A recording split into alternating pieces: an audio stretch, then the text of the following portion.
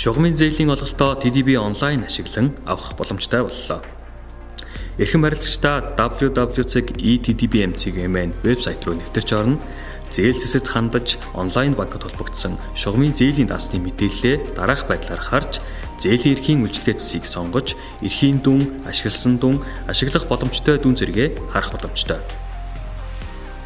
Хэрв та хэд хэдэн шугамын зээлийн эрхтэй бол зээл авахыг хүсэж буй зээлийн эрхийн дансаа сонгон, хүсэж буй хэмжээ олголт авах харилцах дансаа сонгоод хүсэлт илгээх товчийг дарна. Гүйлийн нууцугээ хийж баталгаажуулна.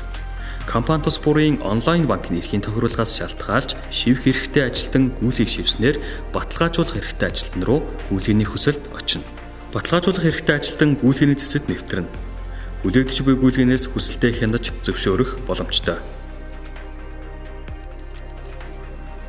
Гүйлгээ зөвшөөрөх товчийг дарснаар дэлгэрэнгүй мэдээлэл гарч ирнэ. Гүйлгээг баталгаажуулж олголтоо өөрийн тансандаа авна.